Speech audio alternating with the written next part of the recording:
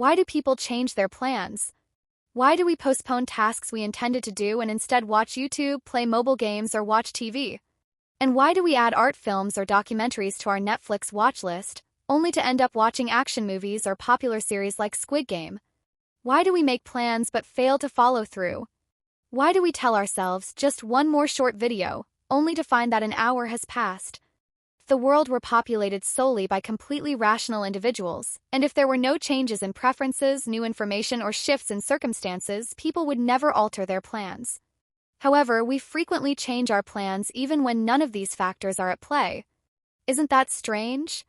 We delay exercise, cancel appointments, break our resolutions to quit drinking, and continue using credit cards despite vowing to stop.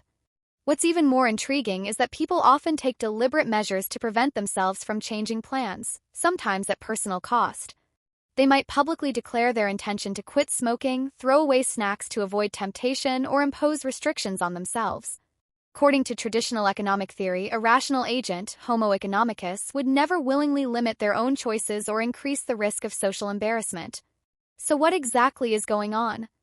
To understand the issue, we must first examine how traditional economists predict human behavior. In their models, rational individuals discount future values at a consistent rate over time, meaning that the discount applied to a reward received tomorrow is slightly smaller than received now. And discount rate between today and tomorrow is the same as the discount rate between 365 days from now and 366 days from now. This ensures that, under rational expectations, the perceived value of future benefits decreases smoothly and predictably over time. That is, because their preferences remain consistent over time, rational agents do not change their plans unless new information or external circumstances arise. This is the same principle used in valuing financial assets like bonds. This system is internally consistent and rational. Within this framework, people act to maximize their utility. So why do real people deviate from their plans? Problem lies in the fact that humans value the present. This is where short-term discounting factor beta comes into play. Suppose exercising costs 10 units of effort but yields a long-term benefit of 15. If someone discounts future rewards by a factor of 1/2, the immediate cost remains 10, but the long-term benefit is perceived as 7.5. Since 10 outweighs 7.5, they choose not to exercise. Okay. Suppose not everyone find exercising fancy. But what happens when they consider exercising next week? Suddenly, the calculation changes. From today's perspective, the cost of exercising next week is 5, while the benefit remains 7.5. Now, exercising next week appears beneficial. Voila! It's okay if my future self exercises, not the current me. Problem is, when that future moment arrives, the same logic applies. The immediate cost is high, so the person delays again. In other words, you're delaying exercise to maximize current utility, not out of laziness. It's not that you're not doing your best, it's because you are doing your best. This cycle repeats, leading to perpetual procrastination. Classical economic models do not account for this type of repeated deferral. They assume that once a person decides to act in the future, they will follow through. To counteract these tendencies, people resort to seemingly irrational strategies that would bewilder a Homo economicus.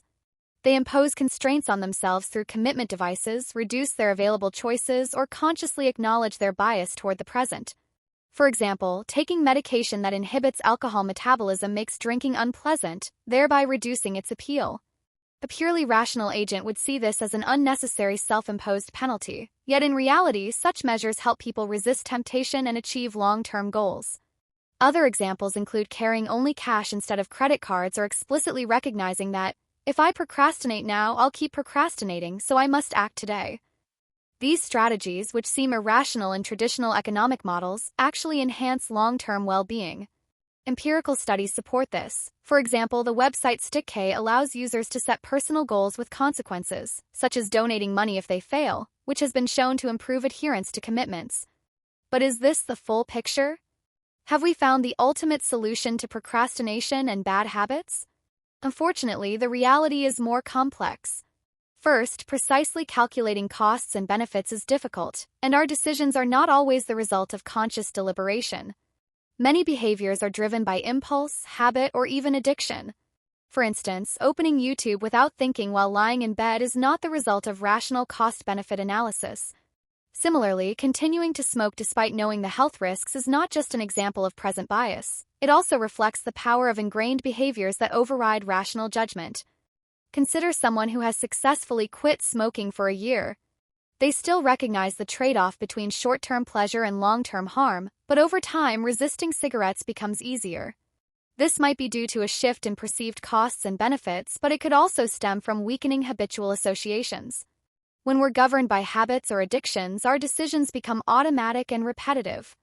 In such cases, simple commitment devices might only increase costs without addressing the underlying issue. Humans aren't just imperfectly rational. Sometimes we don't, or can't, make rational decisions at all, or our decisions are entirely unrelated to rational deliberation. Moreover, what appears to be present bias may, in some cases, simply reflect risk aversion in the face of uncertainty. Because the future isn't just a distant point in time, it's also fraught with uncertainty. If someone prefers current money over future money, it might not be due to present bias but rather a desire to avoid the risks associated with uncertainty. In a perfectly predictable future, such a person might appear to act in the opposite way. This discussion falls under time preference in behavioral economics. Unlike traditional economic theory, which assumes individuals are perfectly rational, behavioral economics acknowledges that humans are more prone to temptation and inconsistency. By incorporating a more realistic view of decision-making, we can better predict real-world behavior and develop effective strategies for long-term success. Understanding these insights helps us make more informed choices, improve self-control, and ultimately lead more fulfilling lives.